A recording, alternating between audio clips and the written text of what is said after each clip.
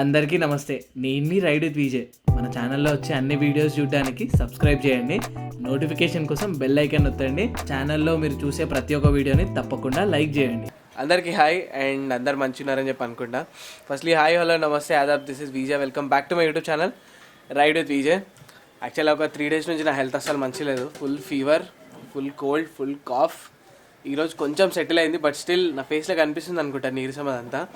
And బండి rap కోసం ఇచ్చిన కలర్ అంటే కొత్త డిజైన్. లాస్ట్ వ్లాగ్లో మీ అందరికీ గుర్తుంటే మన బండి ర్యాప్ చేంజ్ చేయడానికి ఇచ్చిన, సో కొత్త కాన్సెప్ట్ తోటి. అండ్ ర్యాప్ అయిపోయింది. మొన్న నేను 11th రోజు అనుకుంటా, 11th రోజు బండి తీసుకురావడానికి వెళ్ళిన రోజే నేను కంప్లీట్గా సిక్ అయిపోయినా. ఇప్పుడు కూడా ఇలా చల్ల చెమటలు వస్తున్నాయి. అండ్ బండి వచ్చేసింది. సో ఆల్రెడీ మన ఇంట్లో పార్కింగ్లో ఉంది బండి కొత్త ర్యాప్ తోటి. అండ్ యాక్చువల్గా మొత్తం కంప్లీట్ కాలేదు. ర్యాప్ ఒకటి ఫినిష్ అయింది. ర్యాప్ ఫినిష్ అయిన తర్వాత దీనిపైన ఇంకొంచెం డిజైన్ చేసేది ఉంది, అది ఇంకా ఫినిష్ కాలేదు. దానికోసమే వెయిటింగ్. ఒకసారి నా హెల్త్ సెట్ అయితే బండి తీసుకెళ్ళి డిజైన్ అంతా చేపిద్దామని చెప్పి. సో మీరేమనుకుంటారు, మీరు ఏం గెస్ చేస్తారు? సో బండికి ఇప్పుడు కొత్త ర్యాప్ ఏముంటుందని చెప్పి. అండ్ ఇంకోటి ఏంటంటే, లైక్ ఇప్పుడు ర్యాప్ ఏదైతే చేయించినో పాత ర్యాప్ పైన చేయించిన, ఒకవేళ మనకి ర్యాప్ అంతా నచ్చకపోయినా, ఒకవేళ మనకంతా హైలైట్ కాకపోయినా, మనం ఈ కరెంట్ ర్యాప్ని తీసేసి మళ్ళీ పాత ర్యాప్ని ఉంచుకునేలాగా మీరేమనుకుంటున్నారు కింద కామెంట్స్లో చెప్పండి. ఏ కలర్ ఉంటుంది అనుకుంటున్నారో, లైక్ ఎలాంటి డిజైన్ ఈసారి రాబోతుంది అనుకుంటున్నారో మీరు నాకు కింద కామెంట్స్లో చెప్పండి. సో మీకోసం నేను ఒకసారి తీసి చూపెట్టమంటారా? చెప్పండి, తీయమంటారా? ఒకసారి తీసి చూపెట్టమంటారా? వద్దు, ఒకసారి అంతా ఫినిష్ అయిన తర్వాత మంచిగా అన్వీల్ చేసాం. ఇక ఫీవర్ అది ఉన్నప్పుడు ఒక 2-3 days రెస్ట్ తీసుకుంటే కానీ హెల్త్ సెట్ కాదు. ఒక 2-3 days రెస్ట్ తీసుకొని దాని తర్వాత బండి పనులు చూసుకుందాం. అండ్ రైడ్ కూడా చేయాలని చెప్పింది. ఒక కొత్త రైడ్ స్టార్ట్ చేయాలని ఉంది. దానికోసమే కలర్ ఇదంతా చేంజ్ చేపిస్తున్నా. ఇదంతా చేంజ్ అయిపోతే మన రైడ్ కూడా స్టార్ట్ చేయొచ్చు. అంటే ఏది ఇంపార్టెంట్ కాదు, ఫస్ట్ హెల్త్ని పట్టించుకోవాలి. దాని తర్వాతనే బండి రైడ్ ఏదైనా. మన హెల్త్ మంచిగా ఉంటేనే మనం ఇవన్నీ చేయగలుగుతాం. హెల్త్ మంచి లేకపోతే ఏమీ చేయలేము. కరెక్టే కదా? కామెంట్లో చెప్పండి. అమెజాన్లో సేల్ నడుస్తుంది. సేల్లో నేను ఒక ప్యాంట్ కూడా ఆర్డర్ చేసిన. ఇది యాక్చువల్గా బర్త్డే తర్వాత నాకు ఒక 2-3 చిన్న ప్లాన్స్ ఉండే, దానికోసం ఆర్డర్ చేసిన, కానీ నేను వేసుకోలేదు. అమెజాన్లో సేల్ స్టార్ట్ కాబోతుంది, great India festival sale. So prime members ఎవరైతే ఉంటారో వాళ్ళకి ఎర్లీ యాక్సెస్ ఉంటుంది. అండ్ చాలా డీల్స్, చాలా ఆఫర్స్ నడుస్తున్నాయి.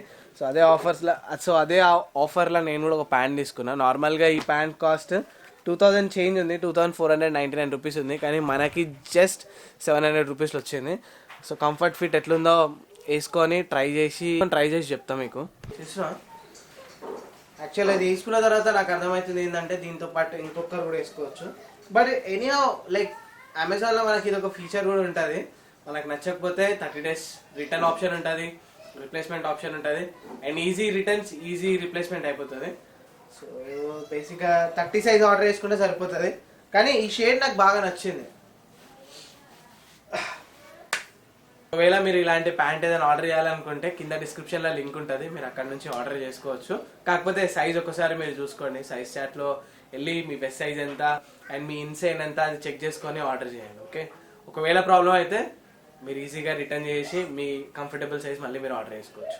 మీ అందరి మైండ్లో ఒక క్వశ్చన్ ఉండొచ్చు, అంటే ర్యాప్ చేంజ్ చేయించిన తర్వాత ఆర్టీఓలా ఆర్సీలా అప్డేట్ చేయాలని చెప్పి. ఎందుకంటే నేను ప్రతిసారి ర్యాప్ చేంజ్ చేయించిన, ఒకవేళ నా బండికి ఏదైనా కలర్ అప్డేట్ చేసినా కానీ చాలామంది నన్ను ఫ్రీక్వెంట్లీ ఆస్క్డ్ క్వశ్చన్ అనమాట.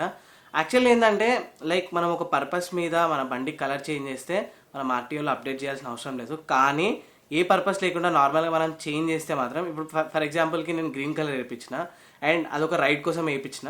సో ఈ గ్రీన్ కలర్ ర్యాప్ చేయించిన తర్వాత నా పర్సనల్ యూసేజ్కి సిటీలో నేను ఎక్కువ బండి తీయను.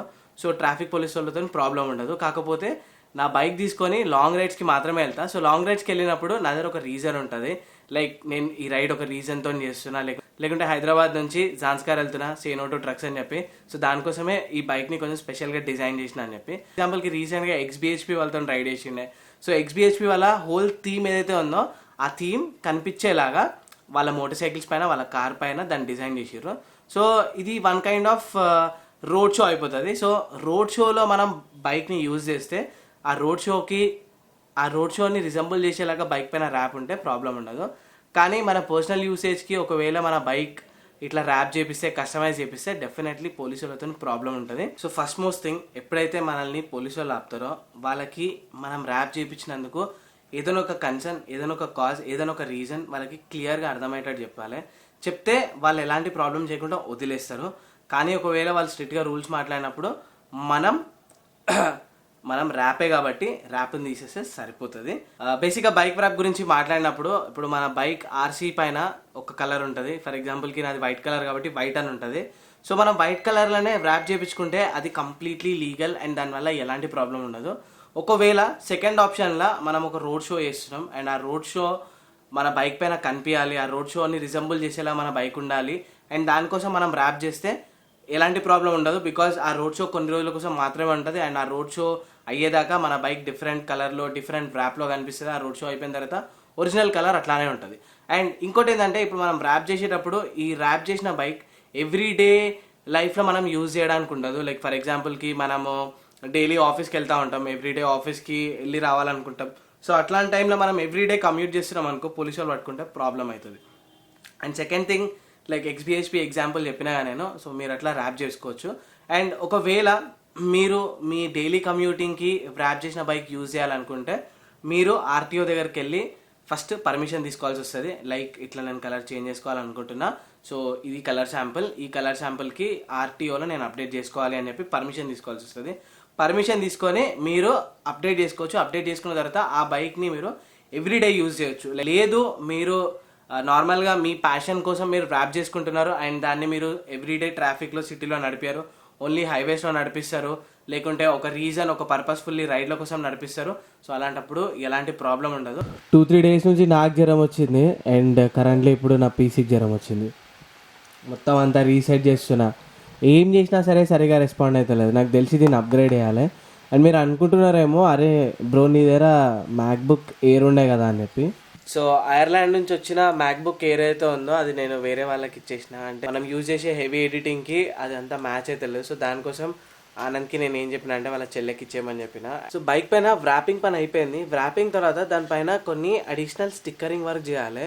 సో మన సబ్స్క్రైబర్స్లో ఎవరైనా స్టిక్కరింగ్ చేసేవాళ్ళు, స్టిక్కరింగ్ తెలిసిన వాళ్ళు ఎవరైనా ఉంటే నాకు కింద కమెంట్ చేయండి, లేకుంటే నాకు ఇన్స్టాగ్రామ్ పైన DM చేయండి, డైరెక్ట్గా మెసేజ్ చేయండి ఇన్స్టాగ్రామ్ పైన, లేకుంటే ఫేస్బుక్ పైన చేయండి. ఫేస్బుక్ పైన నాకు ఫాలోవర్స్ తక్కువ ఉన్నారు కాబట్టి ఈజీగా మీరు ఎవరైనా మెసేజ్ చేసినా నేను ఈజీగా చూడగలుగుతా.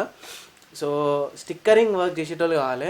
సో దానిపైన ఒక మన పర్సనలైజ్ కస్టమైజ్ స్టిక్కర్ డిజైన్ నేను ఒకటి ఆలోచించిన. సో ఆ స్టిక్కర్స్ని క్రియేట్ చేసి సో ఆ స్టిక్కర్స్ని బైక్ పైనకి తీసుకురావాలి. అది అయిపోతే వ్రాపింగ్ అయిపోతుంది. వ్రాపింగ్ ఒకసారి అయిపోగానే మొత్తం అంతా డిజైన్ అంతా రెడీ కాగానే నేను బైక్ అన్వీల్ చేస్తాను. సో గైస్, ఈడ నేను ఈ బ్లాగ్ క్లోజ్ చేస్తున్నా, షార్ట్ అండ్ స్వీట్గానే ఉంచుతున్నా. హోప్ఫుల్లీ మీకు ఈ బ్లాగ్ అంతా నచ్చిందని చెప్పి అనుకుంటున్నా. నచ్చితే తప్పకుండా లైక్ చేయండి, కమెంట్ చేయండి అండ్ ఛానల్ని సబ్స్క్రైబ్ చేసుకోండి. అండ్ వ్రాపింగ్ గురించి, అంటే బైక్ వ్రాపింగ్ లీగలా కాదా అన్న దాని గురించి ఒక క్లియర్ ఐడియా ఇచ్చిన అని చెప్పి అనుకుంటున్నా. సో ఇంకో వీడియోలో కలుసుకుందాం. అంతవరకు టేక్ కేర్, టాటా బాయ్, జై హింద్.